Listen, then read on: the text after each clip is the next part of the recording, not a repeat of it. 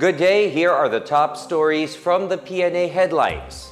Education Secretary Sani Angara thanked President Ferdinand R. Marcos Jr. and the Department of Budget and Management for supporting the opening of the 16,000 teaching posts in public schools.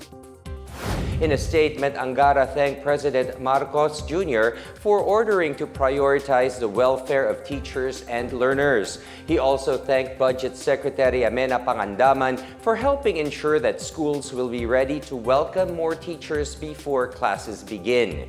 The hiring of new teachers are in line with the President's call to reduce class sizes and ensure quality education while easing the workload of teachers. The new hires are expected to be deployed at the opening of the school year 2025 to 2026, while others would be filled by the end of the third quarter. The new positions aim to fill up positions for specialized and subject-specific teachers from kinder to senior high school. Meanwhile, Senator Joel Villanueva also welcomed the opening of new teaching positions in public high schools, saying this will help address the country's learning crisis. For his part, Senator Sherwin Gatchalian said the move will ensure that the DepEd will be able to meet its manpower needs. He also highlighted the need for more special education or SPED teachers, guidance counselor, and administrative staff. The Philippine government has welcomed the adoption of the first pandemic agreement during the 78th World Health Assembly in Switzerland. The assembly, presided by Health Secretary Teodoro Hebosa, adopted the pandemic agreement on Tuesday following a consensus of member states of the World Health Organization. The historic accord implements approaches for international coordination on prevention, preparedness, and response to future pandemics.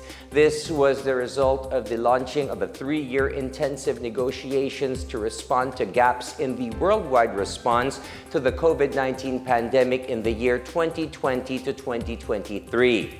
Manila contributed in the negotiations by championing the welfare and interests of developing countries as well as the rights of healthcare workers. In a statement, the Department of Foreign Affairs said the adoption of the accord reaffirms the collective resolve of the international community to strengthen cooperation in health.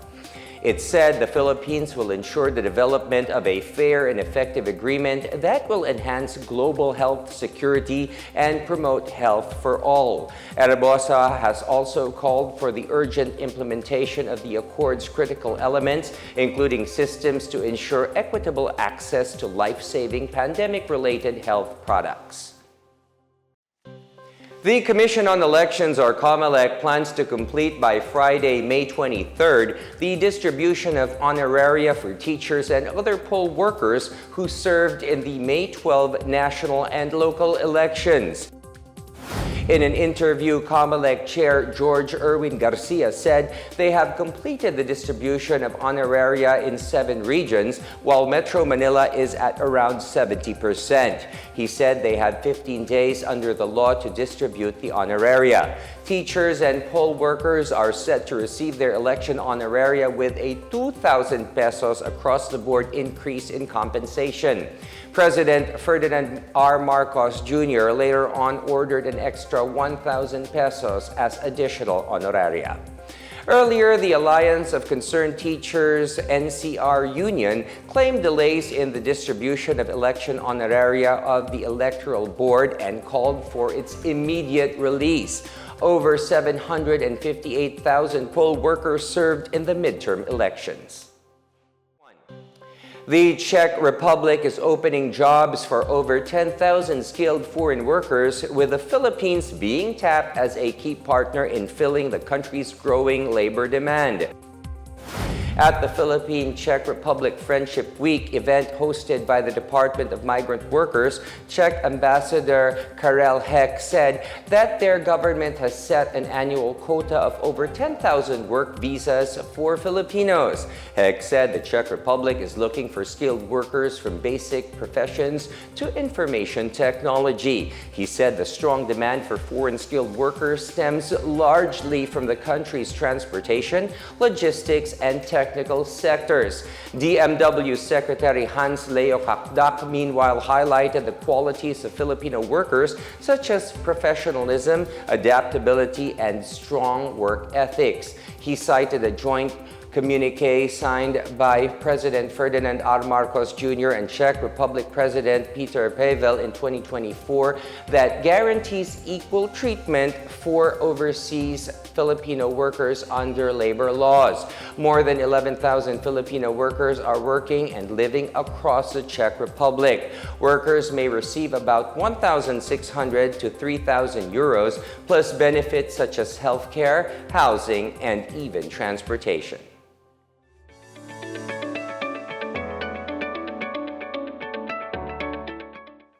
Meanwhile, in our business news, the Department of Trade and Industry and the retail powerhouse behind Japan's Don Quixote and Donki store chains are exploring trade opportunities for Philippine-made products.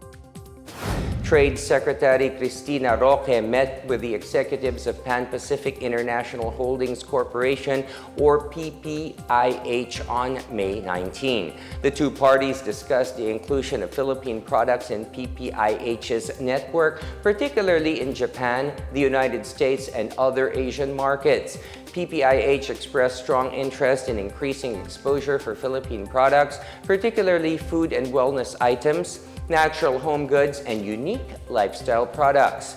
It also expressed interest to connect directly with more Philippine exporters and manufacturers.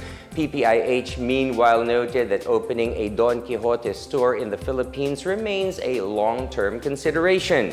The engagement is in line with President Ferdinand R. Marcos Jr.'s directive to deepen trade and investment ties with key global partners. Meanwhile, HSBC Philippines hailed the Philippines' potential to become one of the fastest-growing economies in Asia. HSBC Philippines Head of International Wealth and Premier Pramath Rajendran said the banking firm continues to be optimistic on the Philippine economy's growth prospects. This comes as the first quarter gross domestic product came at about 5.4%. Rajendran also said consumption and demographic dividends would also help boost the country's economic growth. HSBC Philippines expects the number of middle class to continue to grow, with a number of adults holding wealth greater than $250,000 expected to double by the year 2030.